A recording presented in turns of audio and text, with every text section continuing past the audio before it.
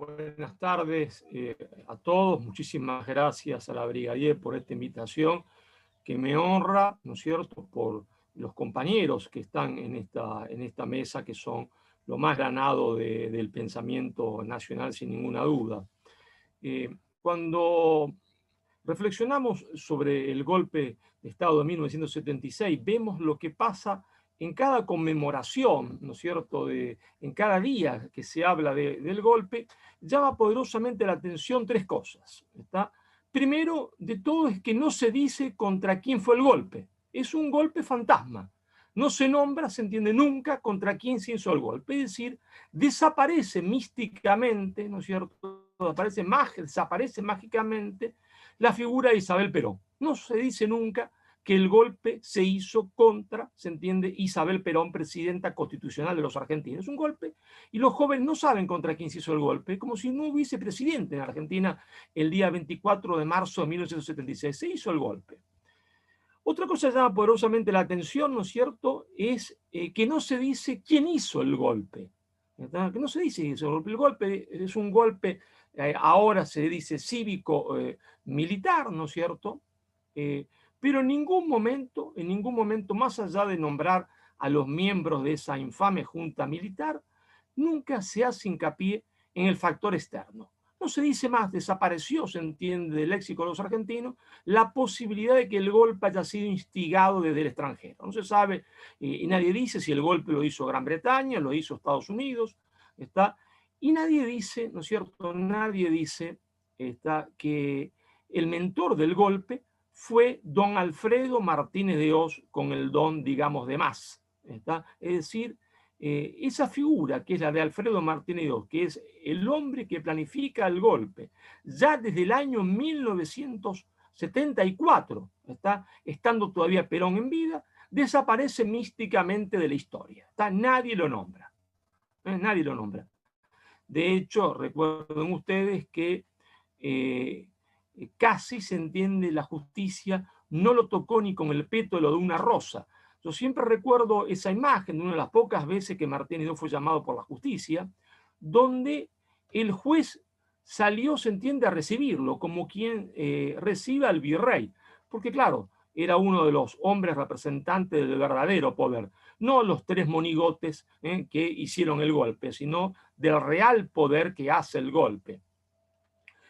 Adelantemos, ¿no es cierto?, la famosa frase romana, cui prodest, a quién benefició el golpe. Y recordemos, se entiende, aquello que nos enseñó, se entiende, François Lepaux, Enrique Oliva, ese gran compañero, militante, periodista y hombre del pensamiento nacional que fue Enrique Oliva, cuando nos decía: señores, pero acá nos olvidamos de algo. Nos olvidamos que Isabel Perón, el día que cae, se entiende, con una Argentina prácticamente sin deuda externa. Lo que hay era ínfimo. Y cuando la dictadura militar termina, la deuda externa es de 40.000 millones de dólares. Pero se preguntaba Enrique Oliva, ¿a quién le debíamos esa plata? Se la debíamos a la banca inglesa. Es decir, el 80% de la deuda externa argentina, que hoy sabemos que es una deuda ficticia, irreal, que fue una deuda fraudulenta, así que de Inglaterra nunca llegó esa plata, se entiende, con Gran Bretaña, que después la va a tercerizar, la va a pasar a otro para desprenderse de ese pasivo, después de haber obtenido pingües ganancias. Entonces, tres preguntas que nadie hace: contra quién se hizo el golpe, quién es el mentor del golpe, interno y externo. Y la última cosa que llama la atención es que aquellos o muchos de aquellos que fueron cómplices del golpe, hoy se entiende, se presentan como víctimas del golpe. Es decir, como decía Perón, desde la extrema izquierda y desde la extrema derecha se hostigaba al gobierno para provocar la situación de caos, desde la extrema izquierda y de la extrema derecha, y hoy algunos de los que hostigaban al gobierno constitucional de Isabel Perón, que la ponía entre la espada y la pared, ¿verdad?, y que motivaban y que creaban la excusa para el golpe, se presentan ellos mismos como víctimas del golpe, cuando en realidad fueron funcionales, se entienda, al esquema de dominación extranjera que se iba a instaurar a partir del año 1976. Vamos entonces a hablar de lo que no se dice. Lo que no se dice desde que se ha instaurado dentro de lo que hoy se llama el peronismo la hegemonía progresista, que es lo mismo que decir la hegemonía cristinista, porque es a partir de Cristina Fernández de Kirchner que se instaura en el peronismo la hegemonía progresista. Y entonces no se dice que ese golpe de Estado es contra el último dirigente peronista que va a intentar cumplir el proyecto político de Juan Domingo Perón, el proyecto político del hombre que vuelve a reconciliar a los argentinos. Ese dirigente político es nada más ni nada menos que Isabel Perón. Claro, hemos perdido tanto, se ha tergiversado tanto el peronismo que los más jóvenes ya no saben qué es el peronismo, ¿no? El peronismo puede ser cualquier cosa. Y por lo tanto es preciso decir, ¿no es cierto?, cuál era el proyecto político de Juan Domingo Perón en esos años de 1973-74, que es lo mismo que preguntarse qué fue el peronismo. Y aquí, claro, es importante decir esto porque el peronismo ha sido reducido a dos cosas. Primero ha sido reducido a un pragmatismo inmoral y después ha sido reducido a una aspiración, en el mejor de los casos, a realizar la justicia social sin ningún sentido de trascendencia, como si el peronismo fuese sintiendo una opción socialdemócrata. Para opción socialdemócrata lo hubiésemos tomado de un principio, desde el año 1943 o 45, porque para hacer justicia social a secas, los suecos lo hicieron siempre mejor que nosotros, aún en nuestra experiencia. Entonces, detengámonos en lo primero, es decir, eso que se ha convertido el peronismo en un pragmatismo inmoral. Claro, ¿cómo es posible esto? Bueno, es posible a partir de la famosa frase de Perón que es tomada como excusa, ¿no es cierto? Que la política se hace como un ladrillo, con materiales nobles y nobles, con tierra y con bosta. Claro, es un problema de proporciones, porque en el ladrillo que elaboraba Perón había materiales nobles e innobles, pero primaba los materiales nobles. Y en la construcción política que hacen la mayoría de los dirigentes hoy llamados peronistas, ¿no es cierto?, lo que prima son los materiales innobles. Por eso la asociación con mafiosos, por eso la asociación con narcotraficantes, al menudeo o al por mayor, y por eso también la asociación está con aquellos mismos que Perón echó de la plaza y que volvieron a la arena política con la democracia sin haberse arrepentido de nada, se entiende, lo que habían hecho contra el gobierno constitucional. No hablo de aquellos que reflexionaron, y que el día que Perón lo echó de la plaza se quedaron con Perón, sino de aquellos, se entiende, que se fueron, echados por Perón, que no fueron capaces de reflexionar en nada, se entiende, y que volvieron, se entiende, odiando a Perón tanto como lo odiaban ese día que Perón los echó de la plaza, y que cantaban en la plaza, ¿verdad? Votamos por una muerta, una puta y un cornudo. Y hoy, se entiende, todo eso queda, se entiende, lavado, se entiende, porque nadie se atreve a decirlo.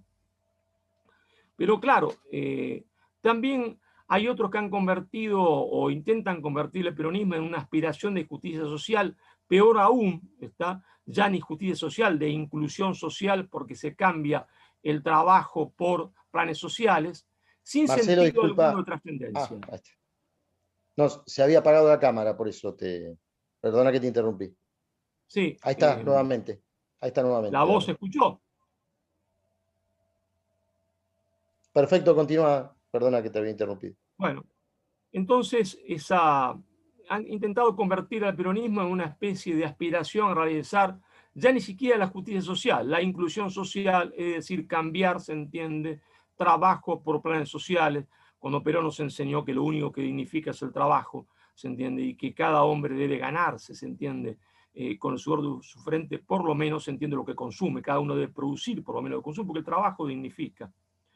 Pero claro, ¿esto a qué nos lleva? Nos lleva, se entiende, a que el peronismo fue una cosmovisión, el liberalismo una visión, el marxismo una visión, es decir, una explicación del mundo que incluye la idea de Dios. Por eso Perón definía el peronismo como una filosofía profundamente cristiana, cosa que, por supuesto, de esto no se quiere hablar nunca hoy dentro del movimiento nacional, casi nunca se entiende. Por supuesto, siempre hay excepciones de compañeros que siguen manteniendo el peronismo, pero la regla general es que hay que olvidarse que el peronismo es una doctrina de vida profundamente cristiana. Es decir, ¿qué quiere decir esto? Una cosmovisión que incluye la idea de Dios, de un Dios creador. De un Dios creador quiere decir que el peronismo reconoce que el hombre tiene espíritu y materia, y que por lo tanto el peronismo va a la realización material y espiritual del hombre, no solamente la realización material. Y por lo tanto el peronismo es una revolución que va de la dependencia a la liberación, de las estructuras de pecado a la instauración de la justicia social y del sinsentido de la existencia a la recuperación del sentido de la existencia, que siempre es Dios. Cuando Perón toca suelo argentino en el 73, lo primero que dice, lo que está destruido es el hombre, donde toco hay pus, y por lo tanto se va a proponer la reconstrucción material y espiritual de la Argentina y su liberación. Por eso era el gobierno de reconstrucción y liberación nacional. E Isabel Perón es leal a eso. Isabel Perón es leal al proyecto de Juan Domingo Perón. Es el último dirigente peronista en ejercicio de sus funciones, ¿está?, que es completamente leal al proyecto de reconstrucción material y espiritual de la Argentina y de liberación nacional. Y por lo tanto Isabel Perón realiza, ¿no es cierto? Diego Masseri lo va a explicar 1000 veces mejor que yo, ¿no es cierto? Esas fantásticas leyes que van a regular el sistema, se entiende, financiero, las leyes que van a regular la inversión extranjera, y ahí encontramos, se entiende, encontramos la causa del golpe, terminar con el proceso de revolución nacional, de insubordinación fundante, me gusta decir a mí, que estaba llevando a cabo Isabel Perón para instaurar un nuevo estatuto legal del coloniaje. Un nuevo estatuto legal del coloniaje que no ha sido tocado ni con el pétalo de una rosa por ninguno de los gobiernos posteriores. Ese estatuto legal del coloniaje que se resistió con uñas y dientes Isabel Perón a permitir y que luchó hasta última instancia, por eso no renunció, no admitió jamás nada, tiene, se entiende, como fundamentalmente bases en las leyes de entidad financiera hechas por el gobierno militar y por, ¿no es cierto?, las otras leyes que curiosamente van a complementar, se entiende, este estatuto legal de coloniaje hecha durante la democracia, ley de puertos, ley de minerías, con una superestructura cultural a la cual Isabel Perón siempre combatió, ¿está?, que en ese momento se le llamaba... Marcelo, disculpa que te vuelvo a interrumpir, porque se te apagó la cámara y sería muy interesante que estuviera la cámara puesta para la charla. Se apagó la Ahí cámara. está. Ahí Solito. está. Bueno. Perdona que te interrumpí. No, por favor. Entonces decíamos, esa resistencia de Isabel Perón, tanto se entiende esa resistencia a permitir, ¿no es cierto?, a permitir que se instaurara un nuevo estatuto legal del coloniaje, como esa resistencia de Isabel Perón a permitir que se instaurara el dominio de la superestructura cultural. En ese momento el liberalismo y el marxismo, y hoy se entiende el progresismo, se entiende, y el liberalismo y el progresismo, que son las dos caras de la misma moneda de la superestructura cultural. En el liberalismo con centro en la apertura indiscriminada de la economía, en la privatización de la empresa del Estado, ¿no es cierto?, en el libre comercio, y el progresismo con su centro, se entiende, en la ideología de género. Entonces, por un lado se destruye materialmente al pueblo y por otro lado se lo destruye espiritualmente al pueblo. Bueno, Isabel Perón fue el baluarte de esa resistencia, la última resistencia peronista a permitir que la Argentina fuese una colonia material y espiritual. Y creo que esto es fundamental, ¿no es cierto? Creo que esto es fundamental de marcar entonces, volviendo al principio, que es un golpe de Estado contra Isabel Perón, es decir, contra Perón, contra el último dirigente 100% peronista de la Argentina en ejercicio de la presidencia de la Nación, un golpe de Estado para instaurar un nuevo estatuto legal del coloniaje, un golpe de Estado cuya fachada eran 3 monigotes vestidos de militares, cuyo cerebro interno era Martínez de Oz, pero que los cerebros del golpe reales se encontraban fuera de la Argentina, posiblemente, se entiende, en Nueva York y en Londres. Muchísimas gracias.